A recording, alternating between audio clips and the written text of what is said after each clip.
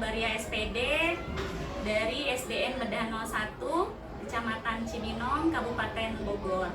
Saya adalah calon guru penggerak Angkatan 10 wilayah Jawa Barat. Pada hari ini saya didampingi oleh Ibu pengajar praktik pada pendidikan guru penggerak Angkatan 10, Ibu Hajah Ari MPD. Kemudian saya juga didampingi oleh rekan sejawat saya, Ibu Selvina Suwandi SPD. Pada kegiatan hari ini kami akan melakukan percakapan pasca observasi, yang mana sebelumnya kami sudah melakukan percakapan pra-observasi dan saya juga sudah melakukan pengamatan observasi pembelajaran di kelas. Baik, kita mulai untuk percakapan pasca observasi hari ini. Mohon izin ya Ibu. Assalamualaikum Ibu Selvi. Waalaikumsalam warahmatullahi wabarakatuh. Bagaimana kabarnya Ibu Selvi hari ini? Alhamdulillah. Alhamdulillah dalam keadaan baik ya Bu ya. Baik Ibu Selvi, pada tahap percakapan pasca observasi hari ini ada beberapa pertanyaan yang akan saya sampaikan kepada Ibu ya Bu. Pertanyaan yang saya ajukan itu terkait dengan pelaksanaan pembelajaran yang telah Ibu laksanakan kemarin.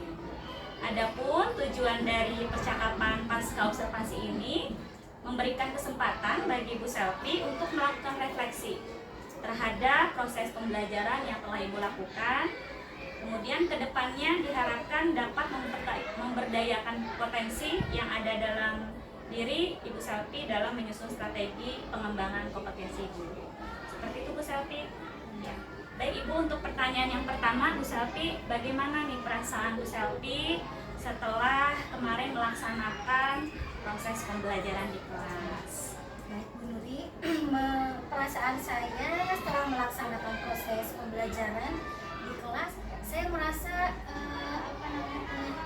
punya kesan tersendiri gitu.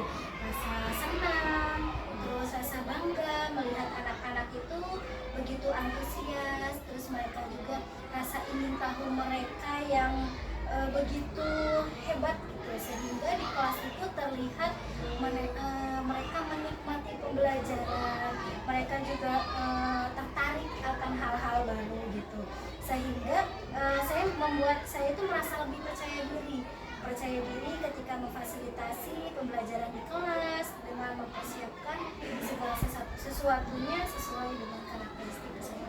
Jadi banyak sekali ya perasaan yang Ibu rasakan kemarin. Ada senang, ada bangga, dan tadi ada percaya diri. Karena memang sebelum melaksanakan pembelajaran, Bu Selvi sudah mempersiapkan segala sesuatunya. Baik Bu, yang berikutnya, apakah Bu Selvi dapat menyampaikan kembali tujuan pembelajaran yang kemarin Ibu laksanakan? Baik Bu, untuk tujuan pembelajaran kemarin itu saya minggu lalu menggunakan 2 tujuan. Yang pertama itu melalui pengamatan. Jadi Mas Adi itu mampu menjelaskan sistem tata surya dan karakteristik anggotanya di dalamnya. Yang kedua, melalui diskusi kelompok. Jadi Mas Adi itu mampu membuat karya. Hasil produk itu berupa dan karakteristik anggota yang percaya diri. Ya, jadi ada 2 tujuan pembelajaran ya Bu ya, yang Ibu kemarin laksanakan di kelas. Baik Bu Selvi, untuk pertanyaan berikutnya, bagaimana untuk area pengembangan dan strategi yang kemarin Ibu sudah persiapkan pada proses pembelajaran? Untuk area pengembangan yang hendak dicapai oleh saya itu yaitu yang pertama, lingkungan kelas dengan fasilitasi kebutuhan belajar peserta didik yang mencakup pembelajaran berdiferensiasi, pembelajaran sosial emosional, dan penerapan budaya positif. Kemudian yang kedua, saya memandu proses pembelajaran yang efektif. Untuk strateginya, saya menyiapkan 3 strategi pembelajaran. Yang pertama, saya melakukan pembelajaran berdiferensiasi konten dan produk. Nah, dalam melaksanakan diferensiasi konten, saya merancang sumber belajar berupa video, puzzle, diorama, narasi. Itu saja. Kemudian untuk pelaksanaan diferensiasi produk, saya menggunakan dan memberikan tugas kepada peserta didik untuk membuat karya, memilihnya. Jadi dalam bentuk poster, peta konsep atau cerpen. Jadi anak memilih sendiri seperti itu ya. Sesuai minatnya. Ada lagi Ibu untuk strateginya selain diferensiasi dan Ada. sasaran masyarakat? Itu kan yang pertama ya.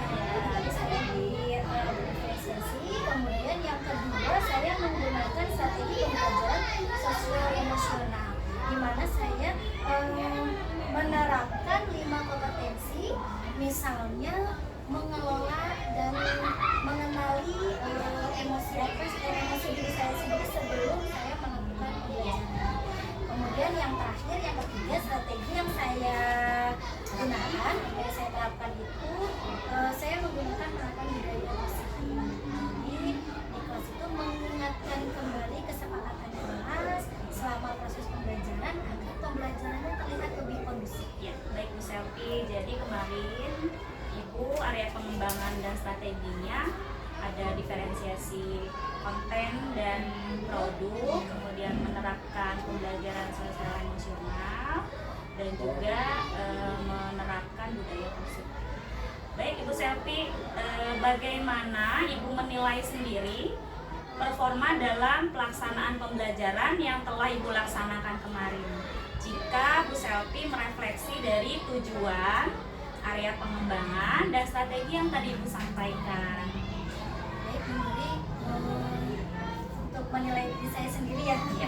Saya rasa dalam pelaksanaan pembelajaran minggu lalu dengan menerapkan pembelajaran berdiferensiasi, pembelajaran sosial emosi, kemudian pembelajaran budaya positif, gitu kan, di kelas masih menjadi hal yang baru dalam diri peserta didik. Jadi membuat saya tertantang untuk lebih percaya diri dalam memberi pembelajaran di kelas. Jika saya lihat dari tujuannya, memang masih ada beberapa anak yang belum memahami materi secara jelas.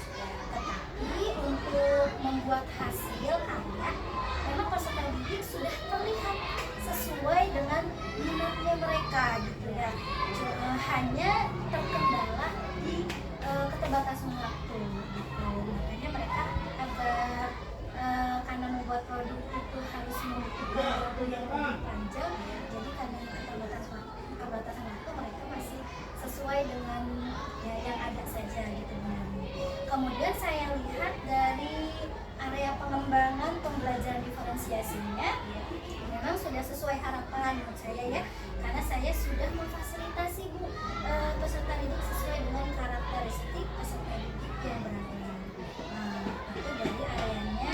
Kemudian saya juga melihat dari pengembangan sosial emosional peserta didik sudah bisa mengelola emosi diri mereka sebelum memulai pembelajaran, sehingga mereka sudah siap untuk mengikuti pembelajaran. Kemudian dilihat dari penerapan budaya positif juga, peserta didik menunjukkan nilai-nilai yang baik selama proses pembelajaran di kelas dengan secara kondusif. Jadi saya pun tidak lupa mengingatkan kembali kesepakatan kelas yang sudah dibahas. Ya, baik Ibu Selvi. Jadi setelah Ibu merefleksi kegiatan pembelajaran kemarin, tentunya ada hal-hal positif ya Bu Selvi yang Ibu rasakan dengan area dan strategi yang sudah Ibu siapkan. Tetapi memang ada beberapa hal juga yang Ibu Selvi ingin tingkatkan kembali untuk pembelajaran berikutnya. Baik Ibu Selvi, pertanyaan berikutnya, jika boleh memilih nih dari skala angka 1 sampai dengan 10, di angka berapa Bu Selvi menilai proses pembelajaran yang Ibu laksanakan? Jika saya memilih untuk menilai skala angka dari 1 sampai 10, saya memilih penilaian diri saya di angka 8. Karena memang saya juga masih harus banyak belajar ya Bu Nuri, apalagi sekarang dengan berkembangnya dunia pendidikan, kurikulum yang selalu berubah, dan pembelajaran yang diterapkan untuk berpusat kepada peserta didik gitu, dimana peserta didik itu harus benar-benar lebih aktif dibanding gurunya, sehingga membuat saya termotivasi, Bu Nuri. Saya harus mencoba hal-hal baru untuk lebih menambah pengetahuan agar dapat mewujudkan pembelajaran yang lebih baik untuk kedepannya. Bu Selvi. Jadi tadi nilainya masih di angka 8 ya Bu Selvi ya. Karena memang sebagian sudah Ibu rasa sudah baik seperti itu, tapi tetap ada yang harus diperbaiki, terutama tadi hal-hal yang baiknya itu Ibu sudah berusaha melakukan pembelajaran mengikuti kurikulum yang ada ya, karena sekarang kita menggunakan kurikulum Merdeka ya Bu ya. Kemudian Ibu juga sudah berusaha untuk melakukan pembelajaran yang berpusat pada murid ya, karena memang inti dari kurikulum Merdeka itu bagaimana kita ini bisa melaksanakan pembelajaran yang berpusat pada murid. Baik Ibu Selvi, pertanyaan berikutnya tadi, apa yang membuat Ibu menilai bahwa Ibu ada di angka 8? Jika saya melihat dari pelaksanaan pembelajaran minggu lalu, saya memilih di angka 8 karena memang saat proses pembelajaran minggu lalu, ketika saya membimbing peserta didik mengamati sumber belajar yang sesuai minatnya, beragam, nah saya merasa belum maksimal, Bu Nuri. Nah di situ dalam memberikan arahan dan pemahaman terkait penyelesaian tugas sesuai dengan sumber belajar yang sudah saya siapkan. Jadi di situ peserta didik itu masih merasa kesulitan dalam mengisi lembar kerja peserta didik. Nah di sini saya juga harus lebih pandai dalam memanajemen pengelolaan waktu. Jadi sehingga peserta didik dapat menyelesaikan tugas sesuai waktu yang ditetapkan. Baik Bu Selvi, jadi dasar dari nilai 8 itu karena ketika mengisi LKPD ada beberapa peserta didik yang masih bertanya gitu ya kepada Bu Selvi bagaimana cara untuk mengisinya. Kemudian Bu Selvi juga merasa di angka 8 itu untuk manajemen waktu ketika mengerjakan karya. Jadi anak-anak masih butuh waktu untuk menyelesaikannya dengan baik seperti itu ya. Kemarin sudah selesai ya, tapi memang anak-anak masih belum merasa maksimal. Seperti itu.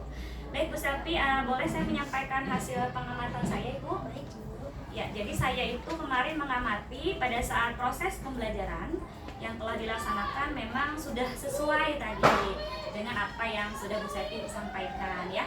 Jadi Bu Selvi itu sudah melaksanakan pembelajaran sesuai dengan area pengembangan dan strategi yang kemarin Bu sampaikan di tahap praobservasi. Kemarin untuk pembelajaran diferensiasi, saya lihat bahwa Bu Selvi sudah membawa berbagai sumber belajar yang memenuhi minat peserta didik. Bu Selvi itu kemarin saya lihat membawa poster, ada diorama tata surya ya, kemudian ada juga puzzle tentang tata surya juga, kemudian ada kartu informasi dan ada teks narasi. Kemudian berikutnya untuk tugas juga Ibu Selvi memberikan kebebasan kemarin ya kepada anak untuk membuat suatu karya yang memang sesuai dengan minat mereka gitu. Nah untuk pembelajaran sosial emosionalnya kemarin saya juga melihat di awal pembelajaran itu Ibu Selvi menanyakan dulu ya emosi apa anak-anak gitu ya yang dirasakan pagi hari ini. Kemudian ternyata jawaban anak beragam waktu itu ya Bu ya. Kemudian Ibu menanyakan latar belakang emosinya karena apa di situ ya. Jadi ada yang sedih kemarin ya Bu ya, ada juga yang bersemangat dan lain sebagainya. Nah kemudian Ibu juga sudah mempraktikkan latihan bernapas teknik stop.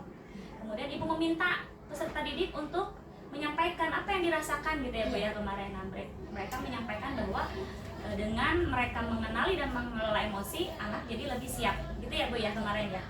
Kemudian Ibu juga sudah menerapkan 5 kompetensi sosial emosional kemarin ya.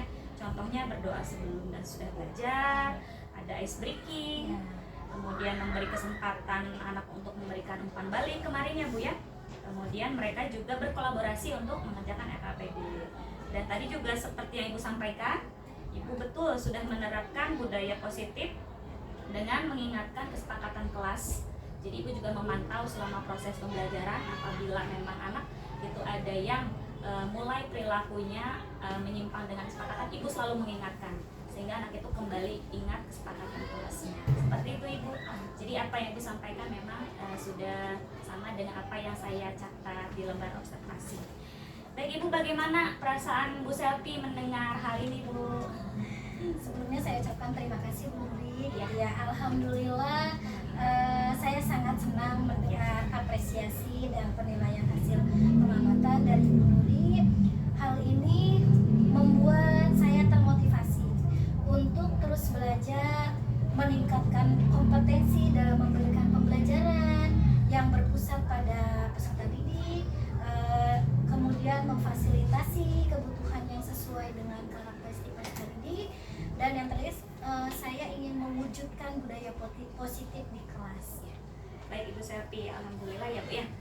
Untuk berikutnya Bu, untuk kedepannya nih Bu, jika memilih skala angka 1 sampai dengan 10 ya, Bu Selvi ingin meningkatkan di angka berapa? Tadi kan sebelumnya di angka 8. Bu Selvi mau meningkatkan sampai di angka berapa nih Bu? Untuk kedepannya, jika saya diberi kesempatan dalam meningkatkan proses pembelajaran, saya ingin mendapatkan angka di angka 9. Di angka 9, baik Bu. Kira-kira apa saja Bu indikator keberhasilan untuk mencapai angka 9 tadi Bu Selvi? Indikator keberhasilan untuk mencapai angka 9 tersebut, saya ingin di pengembangan diferensiasinya, saya ingin melihat peserta didik itu dapat terlibat aktif gitu, dalam pembelajaran. Terus peserta didik juga dapat menyelesaikan masalah yang belum mereka ketahui secara mandiri. Jika dilihat dari perkembangan sosial emosional, saya ingin peserta didik itu dapat menerapkan 5 kompetensi sosial emosional agar peserta didik itu dapat mengelola emosinya dengan baik dan dapat membangun hubungan positif dengan teman-temannya. Karena faktor utama itu memang ada di dalam diri mereka sendiri. Ya, jika mereka sudah bisa mengelola emosinya dengan baik, itu pasti mereka akan bisa mengikuti pembelajaran di kelas sesuai dengan harapan, sesuai dengan tanggung jawab mereka. Mereka jadi tahu, oh ternyata hal yang baik yang bisa dilakukan itu apa, dan yang tidak baik itu juga apa. Jika dilihat dari penerapan budaya positif, saya berharap peserta didik itu bisa menyadari apa itu, atau bisa menyadari dan menerapkan ya Bu Nuri, disiplin tanpa harus diingatkan oleh orang lain, oleh gurunya atau temannya. Jadi mereka bisa menyadari apa yang baiknya untuk mereka ya. Sehingga peserta didik itu memiliki motivasi intrinsik gitu dalam menerapkan budaya positif di sekolah. Baik Ibu, jadi untuk mencapai angka 9 ada beberapa hal juga ya yang Ibu ingin tingkatkan gitu ya. Tadi seperti di diferensiasinya, kemarin memang sudah aktif dan Bu Epi inginnya anak lebih aktif lagi ya, seperti itu. Karena dalam kegiatan kerja kelompok ya, itu anak harus berkolaborasi ya Bu ya, semuanya harus terlibat secara aktif. Kemudian ketika dia menemukan masalah, Bu Epi inginnya mereka itu menyelesaikan masalahnya secara mandiri. Kemudian untuk pembelajaran sosial emosionalnya, Ibu juga ingin lebih meningkatkan penerapan 5 kompetensi sosial emosional. Karena Ibu rasa tadi menyampaikan bahwa KSE itu sangat penting ya Bu ya, untuk membantu keberhasilan peserta didik dalam pembelajaran. Dan untuk budaya positifnya, tadi yang saya dapat simpulkan bahwa Ibu Selvi ingin anak-anak itu muncul motivasi dalam dirinya sendiri dalam melaksanakan budaya positif. Seperti itu ya Bu Selvi ya. Ya, baik Ibu Selvi, untuk yang berikutnya Bu, apa saja Bu yang hal-hal yang dapat Ibu upayakan untuk mencapai angka 9 tadi Bu? Karena kan Ibu masih tadi ingin ditingkatkan ya. Gitu. Apa saja kira-kira? Kalau untuk upaya mencapai angka tersebut, saya akan mengikuti pelatihan mandiri yang ada di PMM. Kemudian saya juga ingin mengikuti pelatihan workshop secara online maupun offline. Kemudian saya ingin mengikuti kegiatan komunitas belajar yang ada di sekolah dan mengikuti KKG dan PGRI. Baik Ibu Selvi, jadi Ibu ingin mencapai angka 9 tadi dengan mengoptimalkan ya Bu ya pelatihan-pelatihan yang ada, seperti pelatihan yang sifatnya mandiri tadi melalui PMM. Kemudian Bu Selvi juga ingin mengikuti workshop Ya, baik secara online maupun offline. Kemudian Ibu juga memanfaatkan komunitas komunitas belajar belajar yang ada di sekolah kita ya Bu ya. Kemudian KKG juga, dan yang terakhir adalah PGRI. Seperti itu ya Bu ya. Nah, baik Ibu Selvi.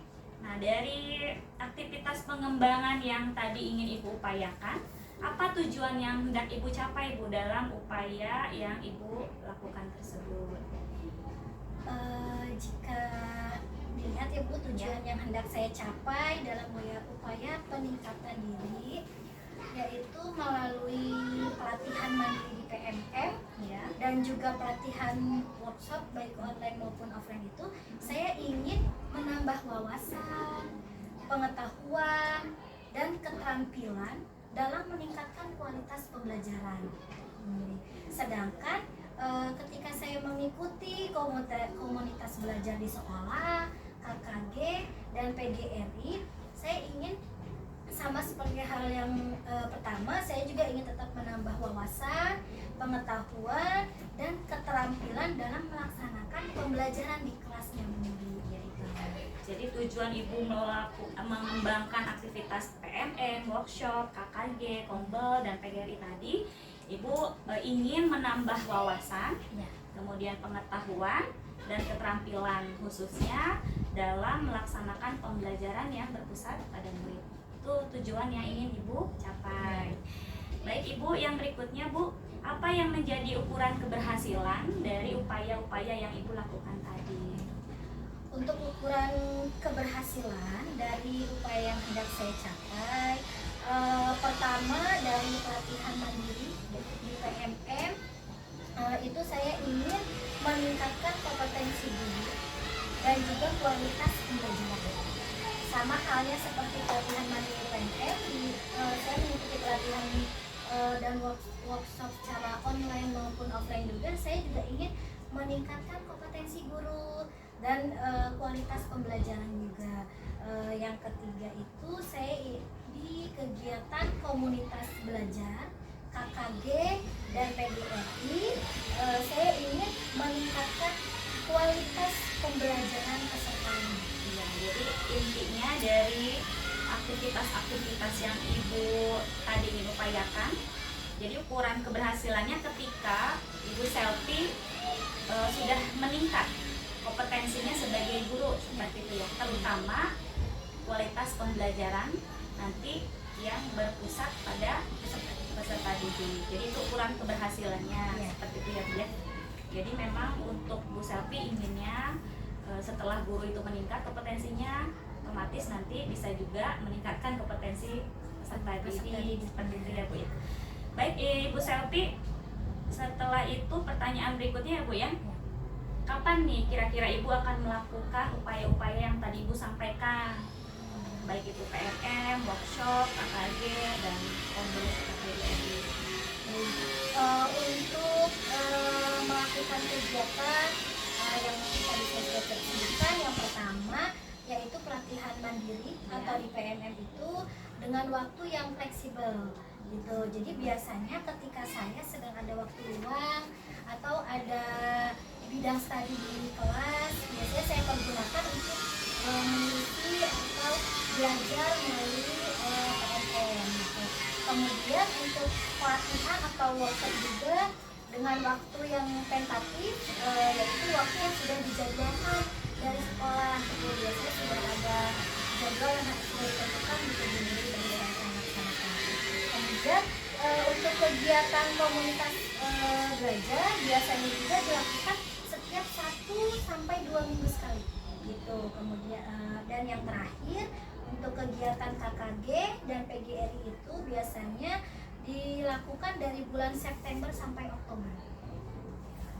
Baik Ibu Selvi, jadi ada beberapa yang memang dilaksanakannya fleksibel mengikuti waktu kosongnya Bu Selvi tadi ya. Ada juga yang memang waktunya mengikuti sesuai dengan jadwal yang sudah ditentukan. Kalau boleh saya tahu Bu Selvi, untuk yang terdekat kira-kira materi apa nih yang nanti mau Ibu pelajari terkait untuk mengembangkan kompetensi Bu Selvi? Yang boleh, yang di KKG boleh. Saya yang masih terdekatnya. ingin belajar tentang berdiferensiasi kali ini. Jadi saya masih ingin menggali pembelajaran berdiferensiasi itu apa, karena memang kan itu sesuatu yang baru di dunia Betul. pendidikan. Iya. Sebelum-sebelumnya itu belum dipelajari gitu Bu Nili gitu kan. Jadi saya ingin lebih mengetahui tentang pembelajaran itu. Sehingga ketika saya menerapkan atau ketika teman rekan saya bertanya seperti apa sih perbedaannya antara berdiferensiasi dengan kurikulum merdeka yang biasa gitu, pembelajaran biasa. Jadi saya masih bisa membantu, oh ternyata ini loh seperti ini seperti itu. Baik Bu Selvi. Baik Ibu Selvi, untuk kegiatan tadi di mana Bu biasanya Ibu melakukannya? Tadi untuk PMM biasanya Ibu membuka modul-modul itu di mana saja, terus untuk KKG itu biasanya kegiatannya di mana? Kalau untuk PMM dan itu saya biasanya di sekolah, kalau tidak di rumah gitu. Jika memang saya bisa gitu, saya di rumah juga saya mengerjakan gitu untuk membuka. Kemudian kalau untuk kegiatan pelatihan atau workshop ya, itu pun biasanya dilakukan di tempat-tempat yang sudah ditentukan gitu ya. Kemudian kalau untuk komunitas belajar biasanya saya mengikuti yang di sekolah gitu, hanya di sekolah. Kalau yang untuk KKG dan PGR itu biasanya bergantian. Jadi di dalam satu gugus itu biasanya kita bergantian mengunjungi sekolah-sekolah yang sudah dijadwalkan untuk pelatihan KKG atau PGR. Jadi untuk tempat juga Ibu menyesuaikan ya Bu ya. Untuk PMN karena itu mandiri ya, jadi kadang-kadang di sekolah kalau lagi ada jam off ya Bu ya. Di rumah juga masih Bu ya? Masih ya belum. Biasanya di rumah itu berarti menunggu anak tidur dulu atau bagaimana nih Bu Selvi? Biasanya anak tidur terus sedang kerjaan sudah beres semua gitu. Jadi atau saat ada waktu luang ya Bu ya. Kalau untuk KKG tadi bergantian ya, setiap minggunya di sekolah yang ada di gugus. Kemudian untuk kalau kombel ya memang di sekolah itu sendiri. Kalau pelatihan lain seperti dinas, ya itu tergantung ya Bu ya tempatnya tadi ya. Disesuaikan. Sudah disesuaikan. Baik Ibu Selvi, pertanyaan berikutnya Bu. Kira-kira nih Bu Selvi, dari upaya yang tadi Ibu sudah rancang ya dan ingin lakukan, dukungan apa Bu yang Ibu butuhkan gitu, berupa apa saja atau dukungan dari siapa saja? Dukungan dalam melaksanakan kegiatan tersebut pastinya terutama saya ingin dukungan dari kepala sekolah. Iya, jadi Karena pertama dari kepala sekolah kepala ya. sekolah memang kepala sekolah itu kenapa kepala sekolah, karena kita itu kan bekerja di instansi Formal ya? Iya, formal. Jadi harus mendapatkan izin. Jika kepala sekolah mengizinkan, mendukung gitu, kita pun akan melakukan kegiatannya dengan tidak tertekan atau dapat melaksanakannya gitu dengan baik. Kemudian juga dukungan dari rekan sejawat gitu. Kemudian juga kalau untuk fasilitasnya mungkin saya juga membutuh dukungannya seperti laptop, jaringan internet gitu ya Bu Nuri, dan terutama juga pasti dukungan keluarga gitu. Iya, betul, Karena Bu. kan saya punya anak kecil Bu Nuri Iya. gitu, jadi harus sama saling gitu menjaga ketika saya ada kegiatan di luar, berarti ya di rumah harus ada yang menjaganya juga gitu Bu Nuri. Kemudian itu kalau untuk pelatihan ya Bu Nuri ya. Kalau untuk mengikuti kegiatan seperti komunitas belajar ataupun KKG dan PGRI sama sama halnya seperti yang tadi, tetap harus mendapat dukungan dari kepala sekolah, izinnya kepala sekolah, terus rekan sejawat juga yang bisa mendukung, mengikuti, saling menukar pendapat gitu ya, pikiran juga, sharing juga apa sih permasalahannya gitu. Kemudian fasilitasnya juga pasti harus ada laptop gitu, terus jaringan internet. Kemudian kita juga butuh narasumber gitu Bu untuk kegiatan seperti itu, karena kan kita juga masih belajar, masih mencari materi. Kemudian setelah itu mungkin tetap juga dukungan dari keluarga gitu ya Bu Nuri. Jadi secara garis besarnya saya simpulkan tadi, Ibu butuh dukungan dari kepala sekolah terutama ya, karena memang tadi kepala sekolah yang membuat kebijakan untuk izin kalau kita ada kegiatan ya. Kemudian dukungan dari rekan sejawat juga seperti itu untuk berkolaborasi ya. Kemudian Ibu juga membutuhkan sarana seperti laptop, internet, apalagi PMM ya Bu ya, harus ada jaring internetnya ya. Ditambah ruang kelas kali Bu Nuri. Ya betul, di ruang kelas juga pada saat melakukan kegiatan ya Bu ya. Oke, ada lagi Bu dukungannya Ibu butuhkan selain yang tadi? Cukup ya. aja Bu Nuri. Baik ya. Nah Ibu, yang terakhir nih Bu, pertanyaan dari saya. Apa yang Bu Selvi dapatkan dari kegiatan percakapan pasca observasi hari ini Bu? Baik Bu Nuri, sebenarnya yang saya dapatkan dalam pasca observasi pada hari ini tuh luar biasa gitu, hebatnya Bu Nuri ya. Pasti banyak sekali gitu.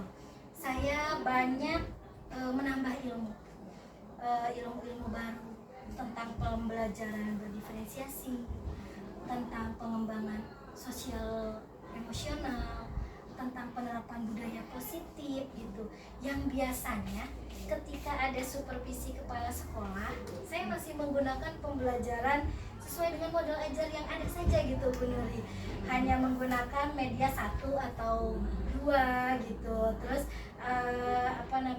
dalam kegiatan pasca observasi juga saya dapat bimbingan dari Ibu Nuri, sehingga saya dapat menilai apa yang kurang dalam pembelajaran saya, dan saya juga bisa mengetahui atau menyelesaikan masalah yang sesuai dengan pembelajaran agar kedepannya itu lebih baik lagi ya. Jadi setelah melaksanakan rangkaian kegiatan supervisi akademik ini, saya menjadi termotivasi untuk membangun potensi yang ada di dalam diri saya, sehingga saya mendapat kesempatan untuk meningkatkan kualitas pembelajaran pada murid di kelas. Baik Ibu Selvi, jadi setelah kegiatan pasca observasi yang Ibu rasakan, tentunya tadi Ibu sampaikan banyak mendapatkan ilmu baru ya Bu ya, tentang penerapan pembelajaran diferensiasi, kemudian PSE dan budaya positif.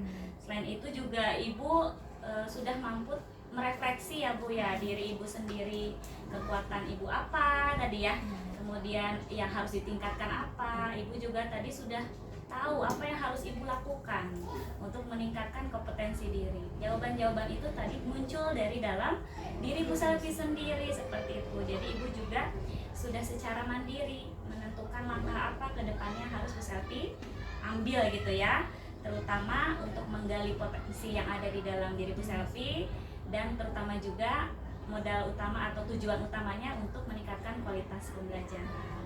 Alhamdulillah Bu Selvi, mudah-mudahan apa yang tadi Ibu rencanakan dalam upaya mengembangkan diri dapat berjalan dengan lancar ya Bu ya, sesuai dengan yang Ibu harapkan, sehingga nanti kedepannya Ibu mampu untuk meningkatkan kompetensi sesuai dengan yang Ibu tadi sampaikan di selama proses percakapan ya Bu ya. Nah kemudian saya juga melihat Ibu itu sudah mampu menggali potensi yang Ibu miliki, sehingga tadi Bu Selvi menemukan solusi perbaikan proses pembelajaran itu datangnya dari diri Bu Selvi sendiri. Terima kasih banyak ya Ibu Selvi sudah bersedia untuk melakukan percakapan pasca observasi hari ini. Mudah-mudahan Bu Evi sehat selalu dan selalu semangat, termotivasi untuk meningkatkan kualitas diri. Saya akhiri Bu Selvi. Wassalamualaikum warahmatullahi wabarakatuh. Waalaikumsalam. Ya. Demikian percakapan pasca observasi pada kegiatan rangkaian supervisi akademik yang saya laksanakan bersama rekan sejawat saya, Ibu Selfina Suwandi SPD, dan didampingi oleh Ibu Pengajar Praktik Pendidikan Guru Penggerak Angkatan 10, Ibu Hajah Ari Wijayanti MPD. Saya akhiri, terima kasih. Wassalamualaikum warahmatullahi wabarakatuh.